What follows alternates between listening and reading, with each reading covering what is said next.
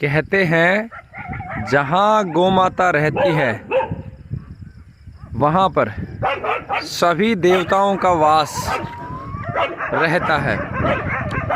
आज इस समय हम बिहार में उपस्थित हैं मधुबनी, और यहाँ पर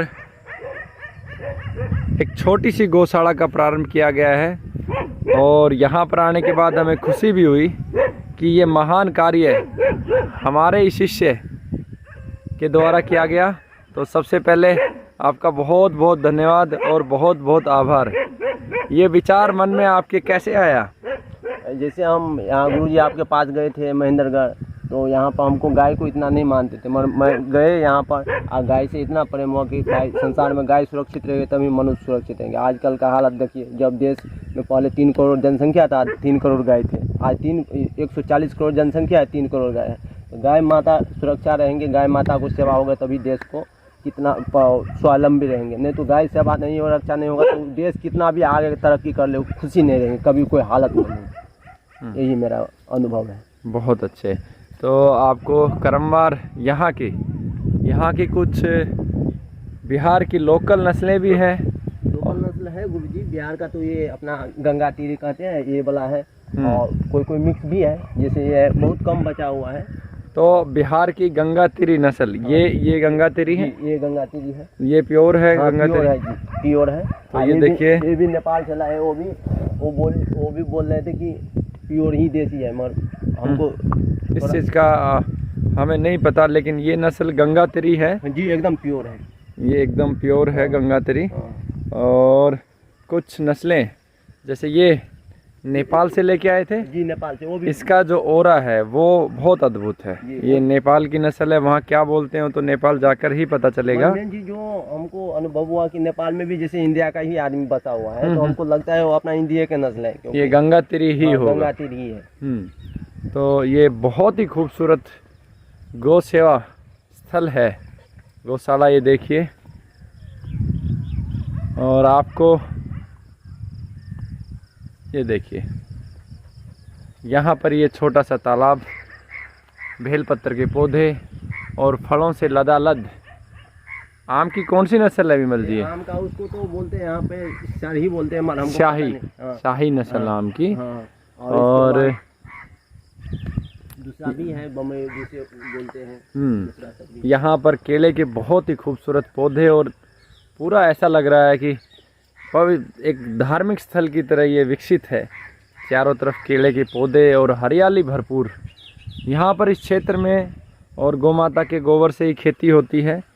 यहाँ पर ये इसको गोबर को सुरक्षित करके केचुआ खाद निर्माण किया जाता है। ये अभी नया ही बना है। और आपको गौमाता का चारे की व्यवस्था भी हम आपको दिखाएंगे। यहाँ पर बहुत ही खूबसूरत स्थान है ये।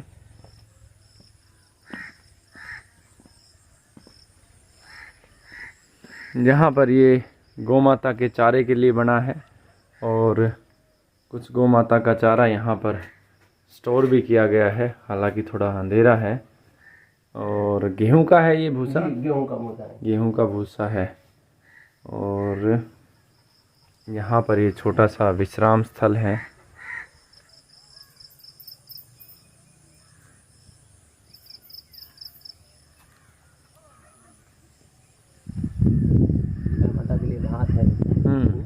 ये गौ माता के लिए घास लगाया हुआ है, आप देख पा रहे होंगे।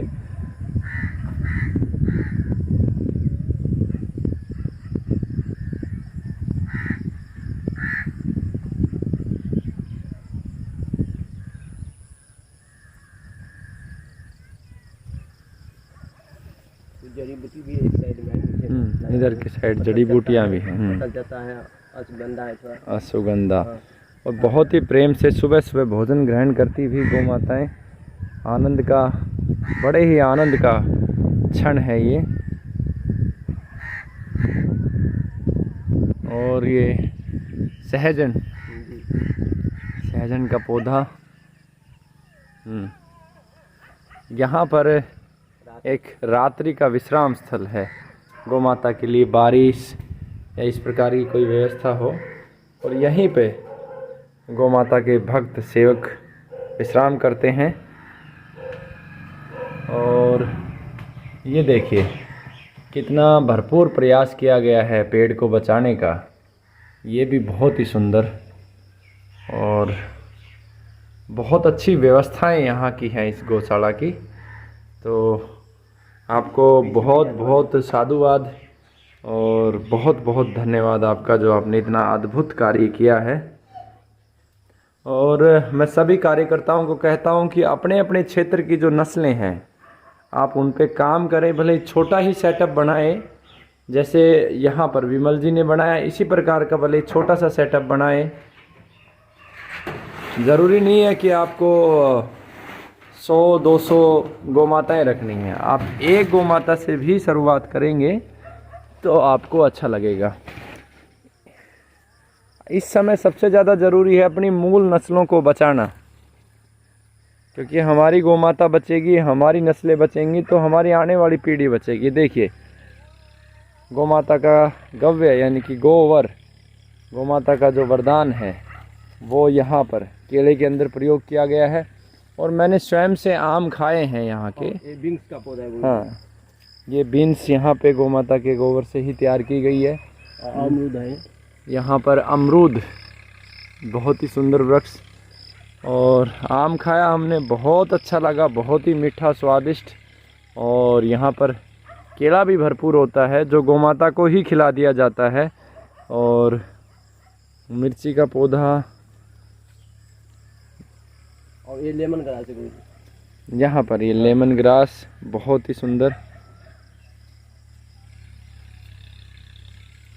लेमन ग्रास के कुछ पौधे लेके भी चलेंगे। ये बहुत पौधा है अपने पास, ये सब भी पूरा लेमन ग्रास ही है। और तो कुछ पौधे लेमन ग्रास के लेके चलेंगे क्योंकि गुरुकुल के लिए। यहाँ पर 100 हम लगा दिए अलग अलग, नहीं तो बहुत यहाँ पर बहुत। ये देखिए ये आम की कोई और ही अलग ही नस्ल है। अलग नस्ल है वो। आम का साइज भी बहुत बड़ा है। तो दशहरी बोलते हैं हमारे यहाँ दशहरी छोटे को बोलते हैं। इधर ये अमरपाली है, ये साइड वाले। ये सामने अमरपाली है।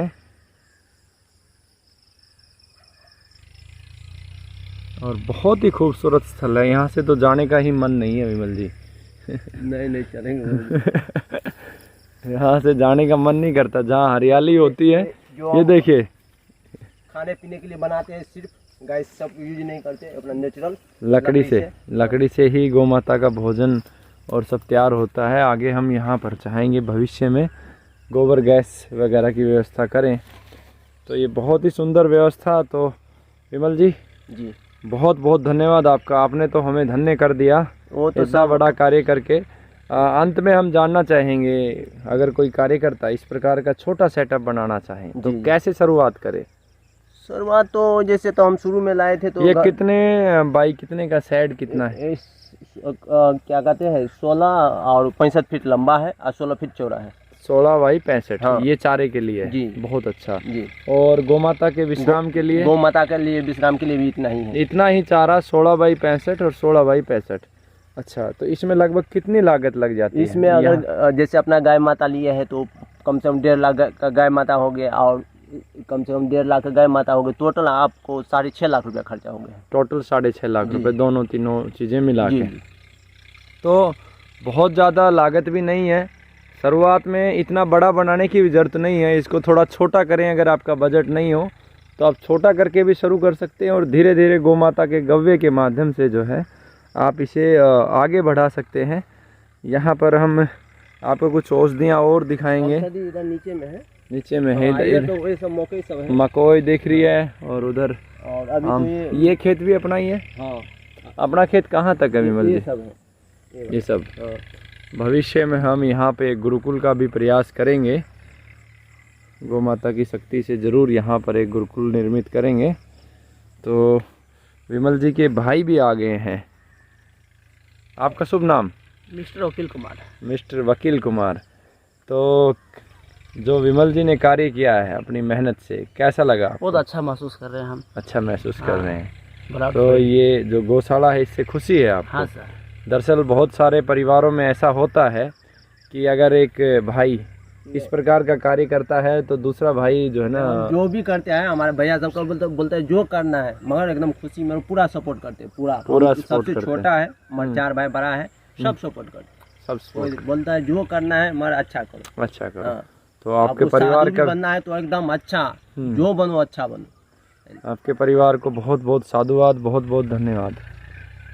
वंदे मातरम। वंदे मातरम।